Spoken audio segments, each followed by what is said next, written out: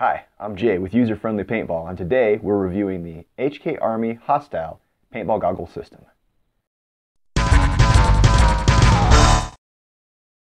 The score up front. Did the HK Army HSTL wow me, or was it more meh?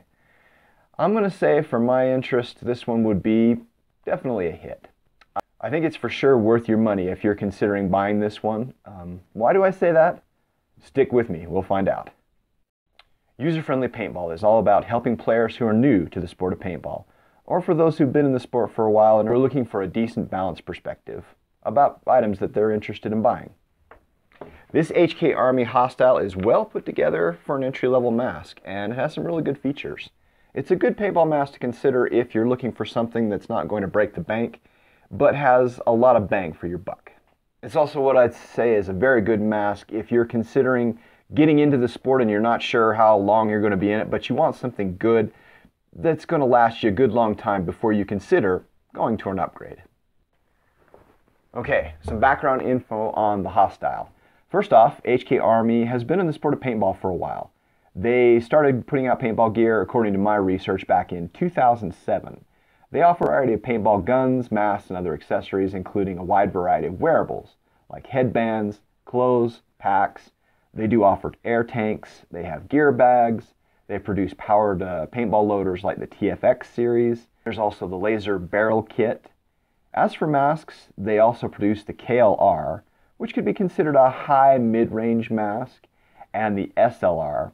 It's more of a higher end competitor. For guns, the only gun which they come out with that is exclusive to them as far as I'm aware is the Saber, which was released in the summer of 2021 and which I previously covered in a review. Now, according to my research, the HSTL was first released in the summer or early fall of 2020. What are the selling points of this HK Army HSTL mask? Well, one thing that makes it unique is this top of the head strap. This mask features a main strap, which is fully adjustable, and a chin strap, which is pretty standard these days. But it also features an adjustable strap that tees off from the back of the main strap, and then which attaches here on the front, right here on the visor. This is a useful feature in my opinion, although for me personally, this strap did kind of get in the way, even though it is fully adjustable. I had it loosened out just about as far as it could go. It is Velcro adjustable, and it still kind of got in my way, but I'll cover that more in a minute. I mentioned the chin strap. This is one of the better comfort straps that I've seen. It's good quality, good build, basic clip attachment point, and I like a little bit of foam to cover the strap here, which makes it a little more comfortable underneath your neck there. It is, for a mask of this price point, probably one of the best straps I've seen for the chin strapping. I think it's a great detail, and I think it shows that HK Army is really thinking this mask through for the user and not just for looks or bragging purposes. Other features of the HSTL are the lens, which has an excellent field of view in my opinion, even for somebody like me with glasses. It's easily removable, I'd say more so than some of the higher costing masks on the market even. You have this arm in here inside the lens area, and you just pull the strap out a little bit, turn this outside buckle, that aligns with the hole here inside the mask, pulls right through, pop off both sides. You can slip this lens right out, no problems. Pretty easy. I like it. And bonus, there are no extra little fiddly bits that come unattached from the mask itself, which could become a problem in the field if you happen to drop and lose them. Putting the lens back on was a little bit more involved, having to wiggle it into place and make sure that it was lined up on both sides. But again, I would say this is no more so than any other mask in this price range or even above. It's no worse than any other retention system that I'm aware of. The lens, as I said, has good visibility. This version of the mask that I picked up from my local field owner for review purposes, so a big shout out to Action Center Paintball for that. This one has a single pane lens, which is a little less costly than the thermal pane one that's available. As far as lens options, I have only seen a single pane, a thermal pane, and a clear smoked thermal pane lens, which comes as an add-on. There's not a wide variety of tint options for lenses or mirrored options for these lenses. So, and I haven't seen the Hostile yet in any other color than basic black. So if you're looking for a mask that has a lot of personality or options for upgrade, this one is probably not it, at least at this time. This mask does what it does best as an entry-level mask. But then again, time may tell a different story. Quick update on this mask. The HK Army Hostile paintball mask has recently received a release from HK Army in carbon fiber and also skulls decal, printed skulls. So it doesn't come in basic black just anymore. That's cool. It does cost a little more. The retail I was seeing was running nearly 60 bucks. So I wouldn't say that it is a real high selling point for the mask, but if you want an entry-level paintball mask that has a little bit more style and some really great features, it doesn't hurt it. The Hostile comes with a visor right out of the packaging. Speaking of packaging, they didn't spend a lot of money on this packaging, and in the case of this mask, I'd say that's a good thing. You got your basic plastic bag with the paperboard top, gives your cautions, identifies the mask and being an HK Army Hostile Goggle black single lens. Simple stuff, nothing that you need to spend any more money on than you have to. It's nice to see HK Army thinking about keeping this thing in budget. I mentioned this visor. I think it suits the mask well. It goes along with the mask's overall stylings. For those of you who have watched any of my videos, you know that I kind of tend to prefer a visor on a mask. Just an old habit that I've never really crossed out. And I think it has a practical purpose. It does tend to deflect a little bit of paint coming in right around the dome area, and also keeps any brush or obstructions from hitting right into that lens. And that lens you want to protect. You want to have as few scratches on your lens as possible. Some guys disagree, and I can understand that. Now, if you don't want the visor, it is removable, although you would lose the option of using this top strap. I think HK Army is thinking that the visor and the top strap are more for introductory level players anyway, so if you take those things off and use the mask just basic, it's probably not going to be a big deal. Speaking of styling, let's look at that. The mask looks suitably different from most of the masks that are out there on the market, especially entry-level masks. It's got an aggressive look that, in my opinion, makes it appealing on the eyes. I'm going to put it on real quick. So I have the top strap really loose, as you can see. More on that in a minute.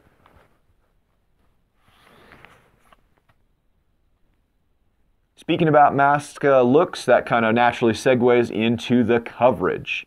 I'd say this mask covers my face pretty well. One thing I appreciate, and I know it's kind of counter to the current trend with masks that are really tight to the profile, it's got this elongated, sticking out chin piece, which provides extra coverage for the jaw and a little bit for the throat to a certain extent.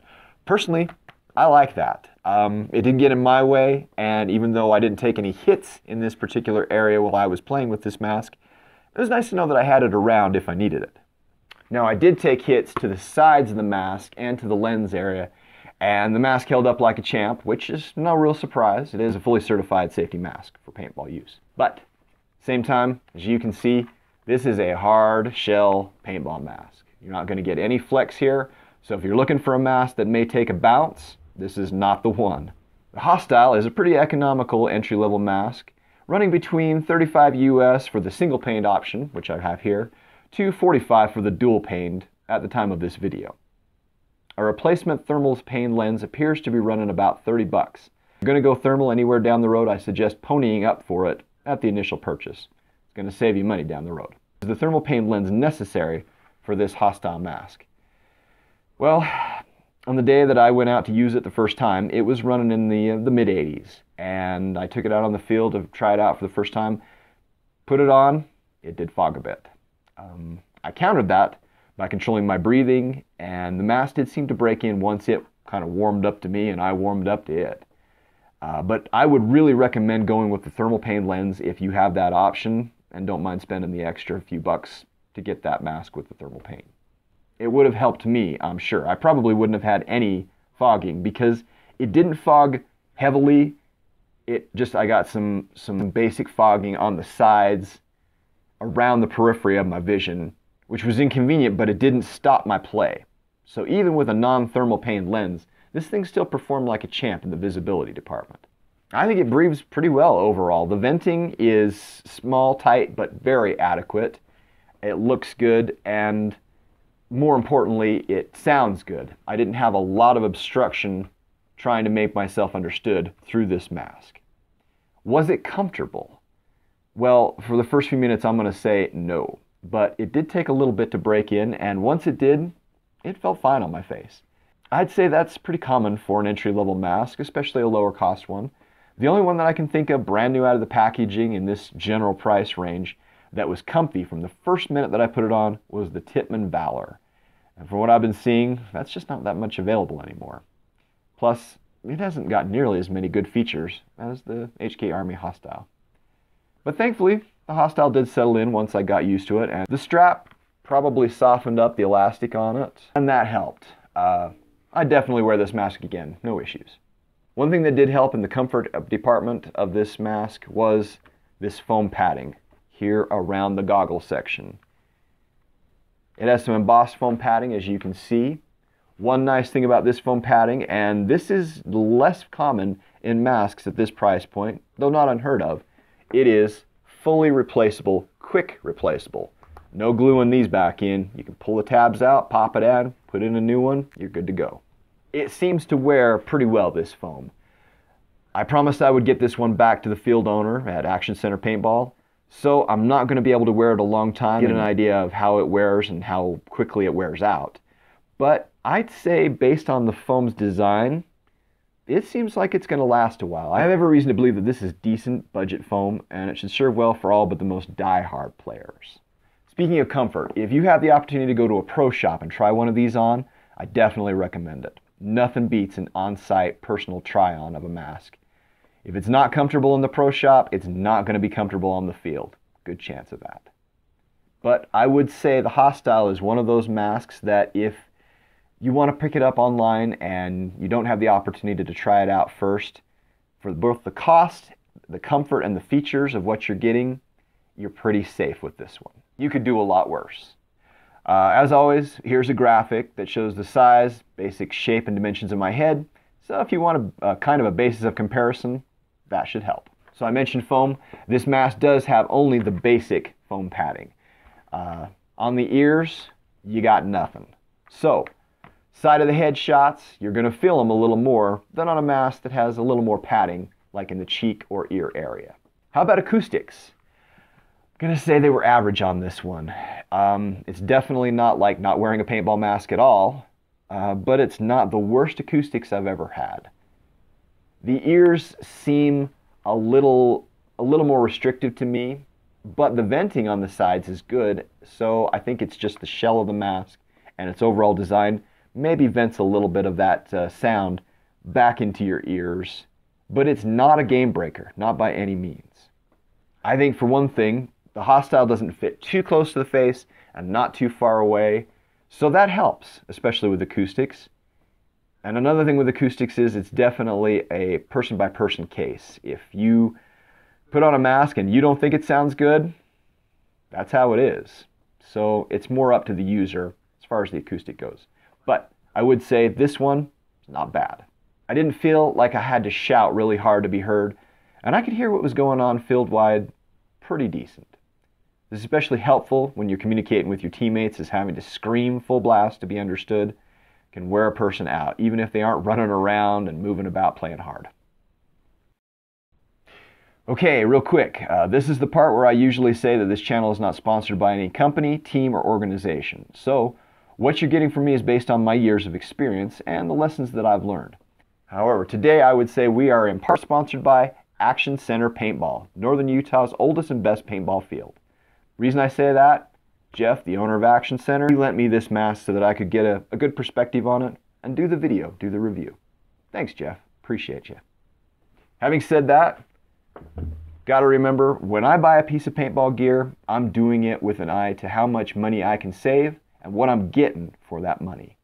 I want my paintball gear to have the best bang for my buck. For years, I've played paintball on a budget, and so getting the best deal on my gear, it's important to me. And I want to pass on any help I can to new players who are coming up or people in the sport who want a good broad perspective on their possible potential paintball purchases. If you want to support this channel, then please do the like, follow, and subscribe thing, and for that I do thank you. There are other ways to help out, as mentioned in the comments below. And hey, I appreciate you watching. Okay, so we're down to it. Why will I not be using the HK Army Hostile paintball goggle system in the future? Well, to put it simply, I own a better paintball mask. That's the short version. The things that were deal breakers on this mask were not a really long list, nor were they critical no-goes for me. The Hostile lens, it did fog up a little bit on me. But with a thermal paint, I'd bet that that would be a cinch to get past. The shell is a very hard one, but I typically don't mind that myself, especially in the price range for what you're paying on this. One thing that did bug me on this mask, and I keep mentioning it, was this strap. When I went to put it over my head, especially the first time before I'd adjusted it, drug on my glasses, drug on my head cover. Ugh. I didn't like that part. Every time I put it on, it seemed like it was in the way. So it wasn't so much taking it off, but putting it on, it was always pulling and grabbing at things. I thought that was a nuisance. I kept it on so that I could get the full experience, kind of get a feel for what this mask was designed for in the first place. But I would say in the future, if I picked up one of these masks, first thing I'd do is pull this top strap right off. It serves zero purpose for me. But really, this strap is optimized for players with smaller heads, younger players, or those who are less confident in the mask than I am. Older players, younger players, that's where it shines, I'm sure. For me, it was an unnecessary feature, which I would have been glad to skip. This is a basic, good quality paintball mask. I could almost say that it did gog me, considering what you get for the price that you pay. But in this instance, I am going to say that it just stuck with me as a hit. In fact, I'm going to go sideways here for a second and say the first time I heard about the HK Army Hostile mask was through another YouTube channel that reviews paintball gear called Paintball Ruined My Life. In his review, Brad from that channel said that he was impressed with the fact that the cost and quality of the features of this type of mask coming down to a place where entry-level players could really afford it. I wholeheartedly agree. Kudos to HK Army for making a mask for the people. Anyone could go out, rock this mask, play a game and perform at their best, and have a good time and not spend a big chunk of change to do it. That's real progress, if you ask me. Here's a quick roundup of the goods, followed by the bads, from my point of view. Now you know. Thanks everybody for watching this video. Again, like, follow, and subscribe. Do good to others. Take the dog for a walk. Read a good book if you can. And hey, go play paintball. What the heck was that? Somebody at my door? Who could it be now? He lent me this mask so I could do this video and get a good perspective on the He lent me this mask so I could get a good perspective and do this video for him. And hey, go play paintball. And hey, go play And hey, go play paintball. Who could it be now? Stuck in my head now. Who could it be now? Stuck in my head now.